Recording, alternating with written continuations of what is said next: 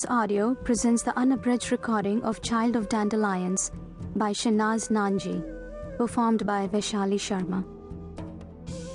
With love to my family and to the children of refugee families. Child of Dandelions. The Dream. August 6, 1972. Day 1. The river of jubilant people alarmed Sabine as they bobbed along Aladina Visram Street in Kampala. What was the event, she thought? Not Independence Day? Anniversary of the military coup? No. Then what? The August sun forced sweat down her forehead and along her neck. The road sweated too. The melting tarmac oozed sticky black streaks. Sabine and her best friend were winding in and out of the spice-scented alleys of Little India when they ran into the parade. The dark faces drew closer. Women in bright gomesi and headscarves danced, and bare-chested men punched their fists into the air, chanting, "Muhindi, Nenda Nyumbani, Indian, go home." Sabine felt she was drowning in their cries. Her friends in Nabu pressed her arm. "They mean British Indians, not you." Sabine nodded, ignoring the burn inside her. She was born here. Her father was born here. They were Ugandans. Other Indians, like their neighbor Lalita, were British. Scores of people thronged to cheer the demonstrators. They stood atop boxes, on cars and on rooftops, waving matoki branches.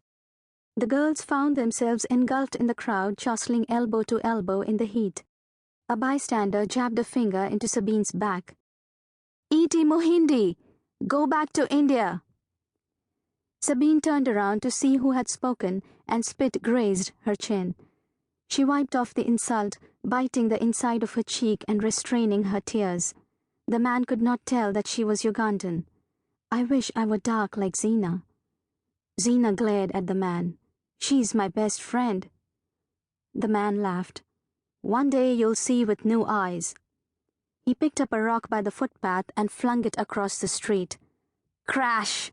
The display window of sari fashion shattered, and shards of glass scattered on the road like a broken diamond necklace. Sabine spotted an army truck in the corner of the alley, standing idly by as the crowd cheered and chanted, "Down with Mohindi Dukavalas!" Flying stones, crates, cans, and street debris hit the windows of other Indian stores. People ran carrying radios, cash registers, and even sewing machines.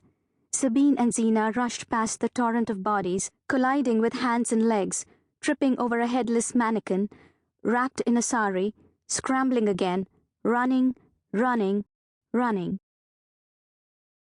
Safely home in the comfort of the sitting room, Sabine heard on the radio that President Idi Amin had had a dream. In the dream, God told him to expel all foreign Indians from Uganda. The newsman said, "Hundreds danced on the streets to celebrate the president's dream." Celebrate? How silly, thought Sabine. Clearly it was a riot. "Nonsense," Papa laughed his conch shell laugh, and her little brother echoed it. Mama's beetle-brown eyes grew bigger. "Sadru, we are Indians." "Ugandans," Sabine corrected, looking at Papa, who nodded. "In fact, we are even more Ugandan than the ethnic Africans. Not only were we born here, but we chose to be Ugandan citizens when other Indians remained British." Papa turned to Mama. He put his hand on her lap. "Don't worry, Gully. We may be a handful of golden raisins among 11 million, but we control Uganda's economy.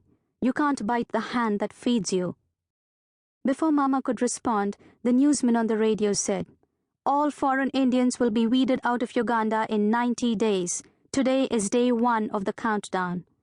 Sabine looked at Papa in confusion. Had the president's dream become law?